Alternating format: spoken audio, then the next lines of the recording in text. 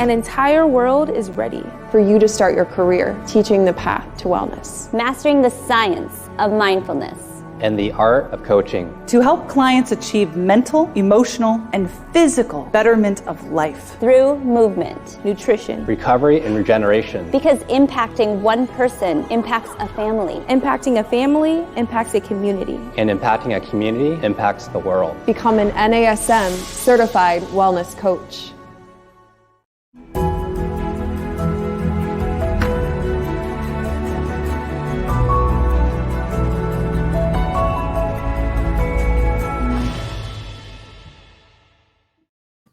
Hey everyone, welcome to our Strong Mind, Strong Body podcast.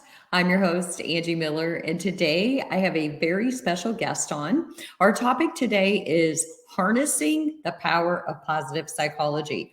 So of course, I had to bring a guest on today who lives, eats, and breathes the whole world of positive psychology. So her name is Olivia Ellis. She's been a guest before, and she is a PhD student in positive developmental psychology. So Olivia, I would love to have you come on and introduce yourself. Hi, everyone. Angie, it is so good to see you again, and I can't wait to continue to build upon previous conversations, talk more about positive psychology, because I study positive psychology. I try to integrate it as best I can in my life. And it's really what I try to focus on in the fitness industry is integrating positive psychology in the fitness industry. So I'm just really excited to be here. So my PhD that I'm working on is in positive developmental psychology. So I look at a lifespan and really what allows someone to live their best life. Positive psychology was really coined the science behind happiness, but we know it's a little bit more complex than that. My research in particular is on love, but again, I try to apply it to the fitness industry. So I'm just really excited to be here. Thanks for having me. Oh, good. Well, and don't worry, because I'm going to ask you about love. So I am going to have to ask you about love later and what love has to do with fitness. So, but it's interesting that you said that about positive psychology and it's turned like the happy psychology. And I feel like when positive psychology first came out, it was almost like pop psychology, but really positive psychology, there's so many benefits. It's about kind of the flip side of the coin. So in mental health, a lot of times we talk about pathology and treating mental illness, but positive psychology is the opposite of focusing on pathology and what's wrong. And instead, to me, positive psychology focuses on what's right or what's working and looks at how to promote overall well-being. Is that kind of how you would describe it? Absolutely. Yeah. The whole field of psychology, as you mentioned, for the longest time was kind of doing research on when things weren't working well.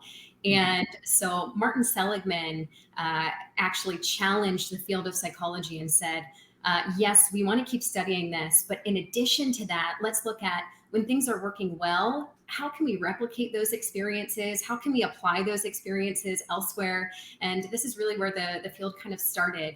Now, in a perfect world, it would just all be under the umbrella of psychology, where positive psychology is just kind of is integrated in psychology in general, but it really was just a call to try to understand when things were working well and how we can replicate that.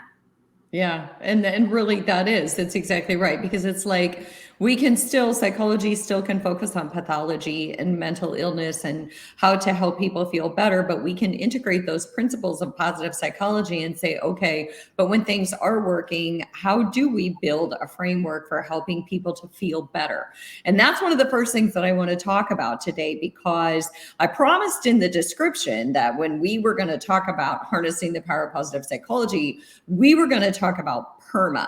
And I'm sure everybody out there is like, PERMA, I really want to know what PERMA is. And so, Olivia, let's talk about PERMA. And first, just tell me, how did it get started? And then define it. And then we'll break through all the different components of PERMA. I love it. So PERMA, I mentioned a psychologist named Martin Seligman, who was one of the founding fathers of positive psychology. And Martin Seligman created this model called Perma, which is building blocks to well-being. So if you work on these individual elements, and Perma is an acronym, if we work on these individual elements, it can help to increase our level of well-being or increase our level of flourishing. And so Perma, the acronym, stands for positive emotions, engagement, positive relationships, meaning, and accomplishment. And each of these elements in Perma can be studied and researched on their own. However, when we work on one, so for example, if I work on my positive emotions, it can also help to elevate the other ones as well. Because when I'm feeling better in general or experiencing more positive emotions, I might notice that my interactions with other people, such as in other relationships, might improve as well. So there are also elements that we tend to pursue just on their own. So they're just kind of intrinsically motivating. We're drawn to them and drawn to increasing the levels of them. So that's kind of what Perma breaks down to as an acronym. Okay, awesome. So by the way, I just want to reintroduce you, Olivia. So I'm talking to Olivia Ellis, and she is a PhD student in positive developmental psychology. A lot of Olivia's research is on love, and we are talking about harnessing the power of positive psychology. And one of the best ways to do this is to talk about Perma. Because Olivia, I feel like in our society, it's promoted that, there's even a song by Pharrell about just be happy. And we are always looking for ways, and you kind of touched on this, we all want to feel happy. But what is happy? It's like this elusive concept that all of us set out. Like, I just want to feel happy. And sometimes even I'll talk with clients and I'm like, well, what is your goal? Well, I just want to feel happy. And so my first question is always, well, what is happy to you? And so when I was reading an article before this podcast, I was reading an article by Martin Seligman and talking about Perma and how really, if I understand it right, the idea was that it's hard to define happiness, but what we can define is how to live a good life. And Perma is concepts associated with, if we integrate these Perma concepts, maybe we can live a good life. Do I have that right? Absolutely. Yeah. And I completely agree. I think the industry started with how do we become happy? And now it's moving into a direction of how can we live well in terms of well-being? Because happiness can be fleeting. And if we're constantly pursuing certain types of happiness, like hedonic forms of happiness, things that are kind of fleeting in nature, they can make us happy. They can be healthy for us, or maybe not so healthy for us. Things that just kind of make us feel good and happy. If we're constantly pursuing those, we might not have very high of a level of well-being in the long run. So Perma kind of looks at hedonic happiness, things that bring us joy in the moment, and then also eudaimonic forms of happiness as well, things that are more enduring, that in the long run, when we're looking back on our lives, we're happy with the lives that we've built and the goals that we've set and kind of what we've created. So kind of shifting from focusing just on being happy to focusing on living a good life and what that entails. And yes, positive emotions such as joy and contentment are a part of that. But it's also a balance of all the emotions that are important in order for us to feel what true happiness feels like. If I only felt happy all the time and I just had positive emotions all the time, I might not be as grateful for those positive emotions versus if I'm feeling the full spectrum of emotions. And not only that, but when I'm able to really feel this full spectrum of emotions, I'm not numbing any form of emotion. Yes. So if I cut off those negative emotions entirely, I really won't be able to feel those positive emotions to the full extent. So it's about the full depth and breadth of emotions. But yes, feeling those positive emotions is important in terms of well-being and flourishing in the long run. Well, and also when you think about positive emotion, like you said, if you're constantly seeking this, I just want to feel happy. I want this, I want to grasp happiness in the moment. I want to feel good in the moment. I do feel like that's where some pathology sets in, where addictions become more heightened because we just want to do something to feel good and to numb what feels bad. But even I wrote an article for American Fitness Magazine on exercise and anxiety and the role of exercise in mitigating anxiety. And I talked about experiencing the full available range of emotions. Just like in the gym, we want our clients to experience full range of motion when they're exercising. And so I hear you say that, and that makes a lot of sense. And I want to ask you a little bit more, Olivia, about positive emotion. So what are some ways to build positive emotion? Because like a simple way that I can think of is spending time with people that I care about. That builds positive emotion. And that's something that I'm going to want in the long run. That's something when I look back on my life, I'm not going to care about how many hours of work I worked a week. I'm going to care about how much time I spent with my family. So what else do you think builds positive emotion for people that's more long lasting? I love that. I agree that healthy relationships can definitely improve our levels of positive emotion. There are other strategies that have also worked well in terms of like such as gratitude journaling. I wrote an article that was about incorporating savoring into the fitness industry. So finding when you're looking at a workout and you're reflecting on a workout, trying to identify something that went well in that workout, and then really kind of holding on to that moment, savoring it, and really being in that moment, recognizing the effort that you put in, what you've accomplished, what you've achieved, and really kind of taking that on. And savoring is a practice that can be applied to pretty much anything that we're doing. So for example, when I'm sitting here right now, I could be saying that I'm savoring that morning cup of coffee that I had, and that would really bring me positive emotions in the moment. And not only that, but savoring is a really great strategy to kind of reinforce certain behaviors. So in the fitness industry, if I just finished a fitness class and I'm savoring some moment of that fitness class, it again reinforces that behavior. It makes me more likely that I'll want to return to that behavior because I'm associating this positive emotion with it and really recognizing what I achieved. So I think positive emotions through people that we interact with, through savoring, through music. Music can be a great way in the moment to kind of boost positive emotions, something that brings us joy. So this could be in the fitness industry again, when we are selecting our music, what's the word choice in the music? What's the overall attitude? However, not all emotions impact us the same. So we might have emotions that are positive that are positive emotions.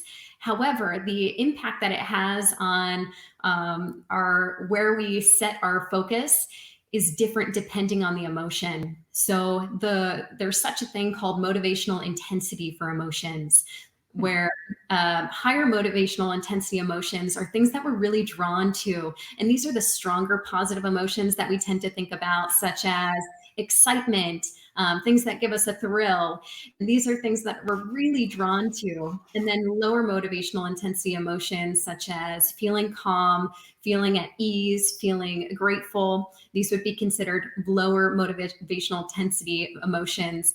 And they can impact our focus when we're working out. So if I really want to be focused and driven during a workout or in life, I might want to choose focusing on a higher motivational intensity emotion. However, if I want to be more clear-headed when I'm working out, I might want to choose focusing on a calmer emotion, or a lower motivational intensity emotion, such as calmness, because it'll allow me to kind of think more widely, kind of see the whole forest, not an individual tree when I'm looking out on things. So incorporating more positive emotions can be so healthy. And then in terms of when we're working out, they can impact how we're working out in a few different ways, which I find to be really interesting, how not all positive emotions are exactly the same. So, I got stuck on the word savoring. I can't get that out of my mouth. It's actually made me somewhat hungry. And also, my husband and I played this little game over coming up with, quote, new words that we like to hang on to. And, who gets to develop the new word for the day? And then it becomes this word we latch onto. But I do love the word savoring, especially as it applies to the fitness industry, because we think of savoring in terms of food. But of course, that makes sense. I'm going to savor what went well during the workout. So I'm going to walk away. I always used to tell clients, come up with 3 positive adjectives to hang on to about that workout that you just did. So I feel empowered. I feel strong. I feel happy. So it's like savoring those 3 adjectives that define what went well in that workout. And to me, positive emotion is just that.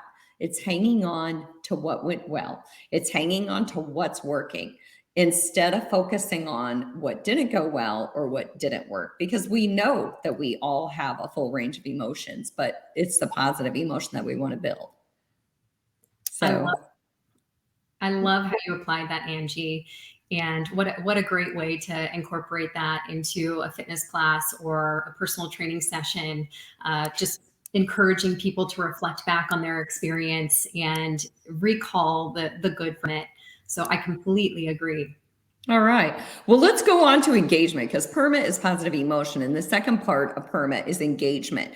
And, when I think about engagement, I think you're probably going to talk about flow, because engagement is, from what I understand, very interrelated to flow. And flow is that experience of I'm completely at one with the universe, at one with the activity that I'm doing. Flow is what every time I run, I'm like, please let me experience flow, but it never happens. So tell us about engagement or flow, whichever way you want to go with that. I love that, Angie. Yes, flow is that amazing feel-good experience where you're fully absorbed in the task at hand. It's as if everything else kind of fades away around you. And it first started being researched in the area of creativity. So looking specifically at artists and how they were able to, I think the stereotype is like the painter that is working on that work of art and wakes up in the morning and starts working on the masterpiece, and then they forget that it's all of a sudden evening and they forgot to leave their house or something. They just lost track of time because they were so absorbed.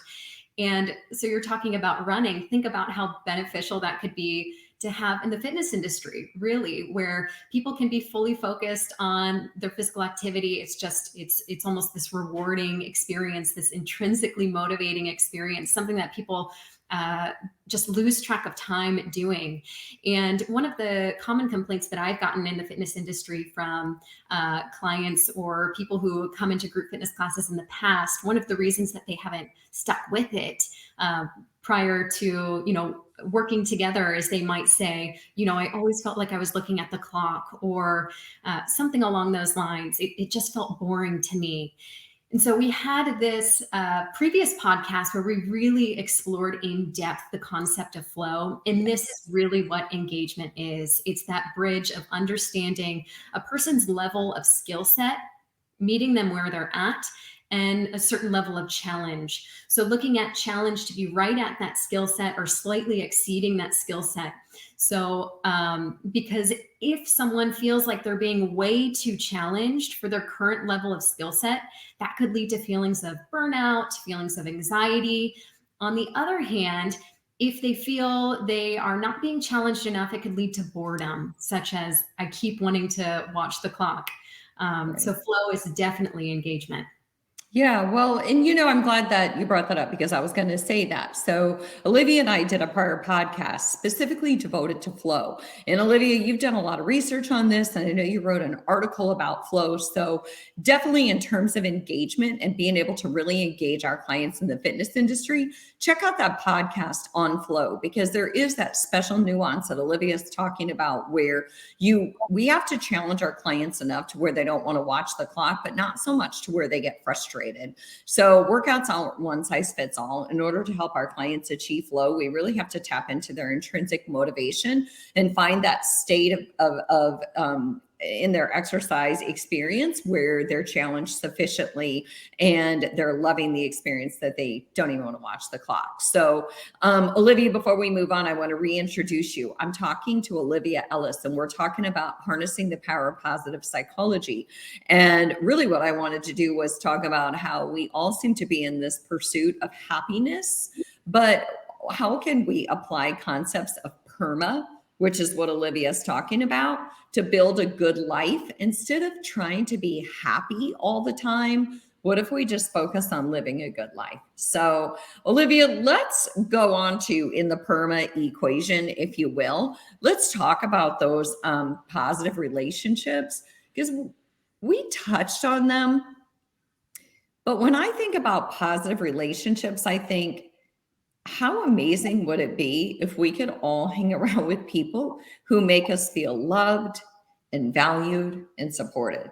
Because as human beings, isn't that what attaches us to other human beings? Is, Olivia, if you listen to me and it feels like you're hanging on my every word with bated breath and vice versa, I really feel connected to you and I want to spend more time with you. So how do you think you can guide people to build positive relationships? Because in the end, some people are just in bad relationships or they have a bad boss, but there's still other areas of our lives that I fully believe we can still find good, healthy relationships. What are your thoughts on that? Angie, I feel like this is we could do a whole series on this, where we talk about building healthy relationships.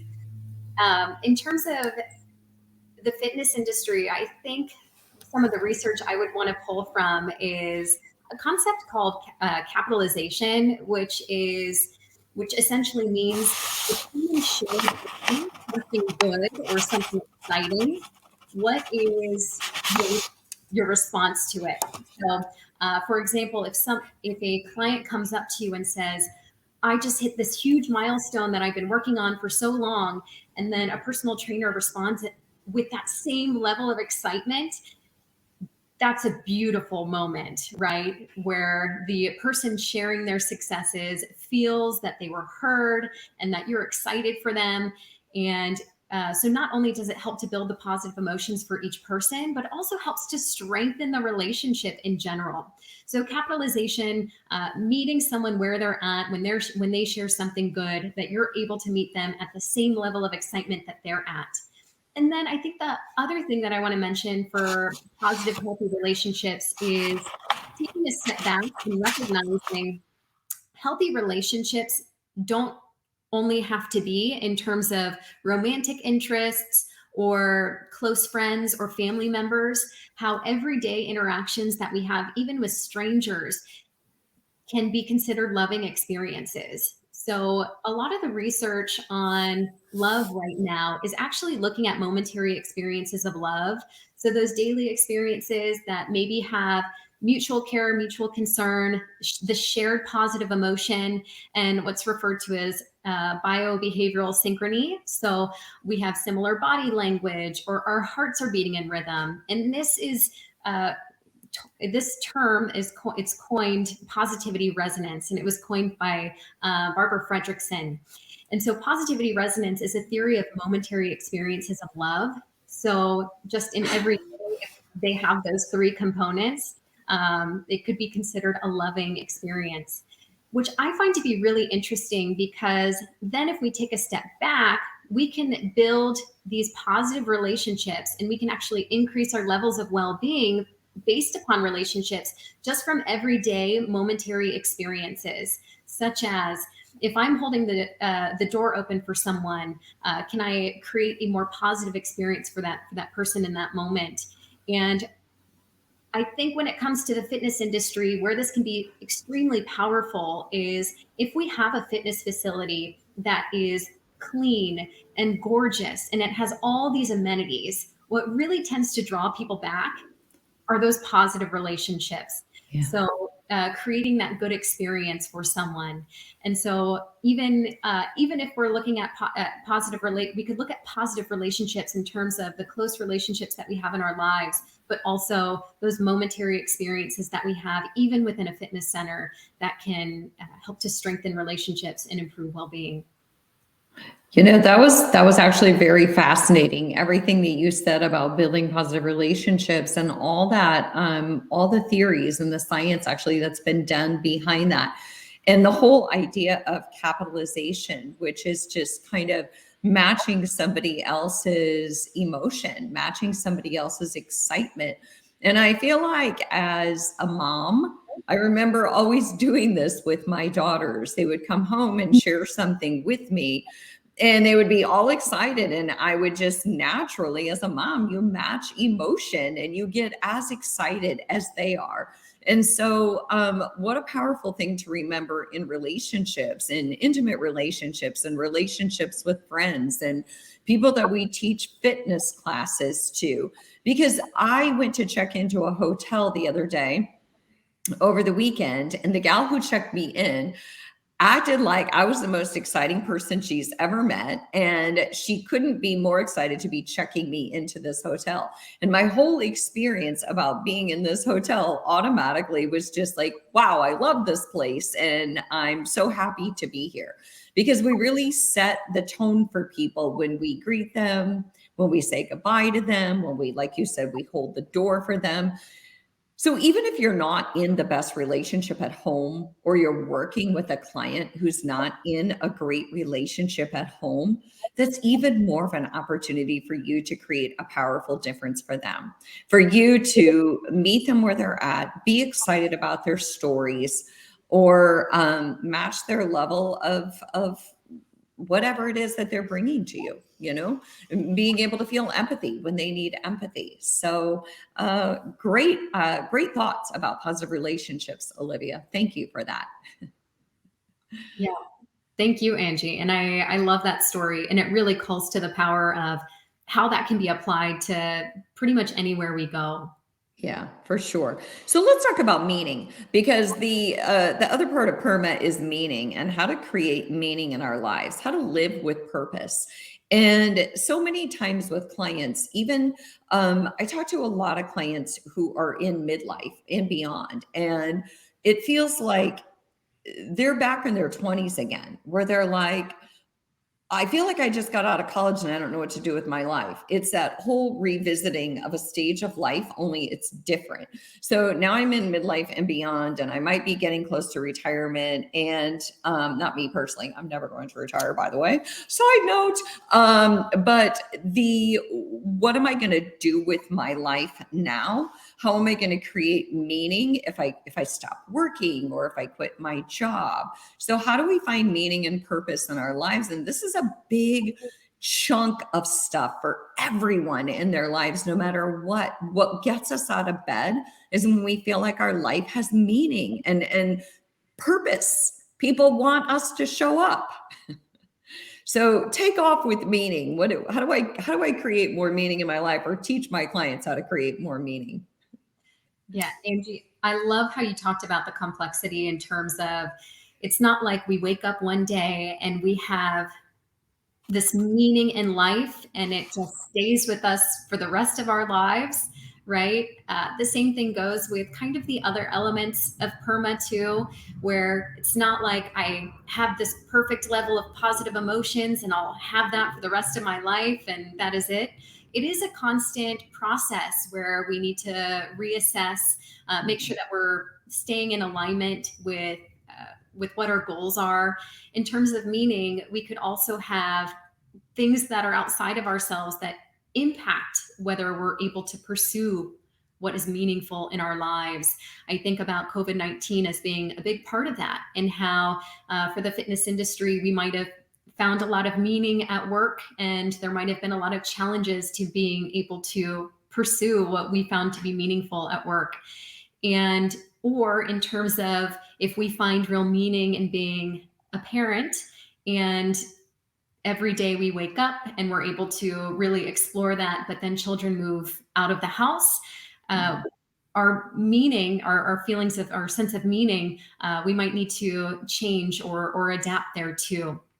There's a lot of interesting research too on people who are actively choosing to have second careers after retirement to continue to pursue other senses of meaning. So I guess my response there would be to understand that it is a normal process where one day we could feel like we have strong levels of meaning in our lives, and how another day we might need to reassess and try different things, pursue different things that we might find to be meaningful. And again, it could be family related. It could be a social cause that we find great meaning in, or it could be career related. And so really being able to explore and figure out at different times in our lives what we find to be meaningful to us. Right. And it's so true that just because we have deep meaning in our lives doesn't mean that tomorrow it might not all change. And I definitely think that the pandemic shifted people's sense of meaning and direction, and even their sense of purpose. And so it is this constant reevaluation of, and it has to do with our priorities and our value system. I mean, we find the most meaning and the greatest sense of purpose when we're doing things that align with our values. And so that makes complete sense. And for, people in midlife, a lot of times they start working down the clock, meaning I'll talk to clients who are like, well, I'm 5 years from retirement. I'm not going to quit now, but my job doesn't give me the same sense of purpose and meaning that it once did. And so that's where, like you mentioned, Olivia, then it might need to be something outside of your job. Maybe it's a side hustle, or maybe it's a creative endeavor that gives you this deeper sense of meaning and purpose. It doesn't have to come from our jobs. So. Yeah, I agree. And it's, so I think that COVID-19 has really challenged a lot of us in many ways, and to continue to find meaning in other areas, or pivot how we are pursuing our same sense of meaning. Yeah, for sure. Exactly. It's a pivot, and we're taking a lot of pivots, especially during the pandemic. So we're doing a lot of pivots along the way. So the last part of PERMA I know is that accomplishment, or that sense of achievement. And I know I feel like there are a lot of people in the fitness industry who are wired to be really good at having a lot of things going on, really good at having side hustles. And I do feel like as a whole, the fitness industry, we tend to be achievement oriented. But when I think about being achievement oriented, I think about not just starting something, but being able to finish it. Because some people get so excited about the beginning of a project, and that's where like the magic lies for them. But then they don't quite get to completion. So when I think about accomplishment, I think true accomplishment is you start something, you finish it, and you see it through to the end. But what do you think about accomplishment, and how to develop accomplishment in terms of living a good life? I agree. And I think that one way that we can actually accomplish what we are looking to achieve is by setting those smaller short-term goals, so that it's a little bit more manageable than those larger,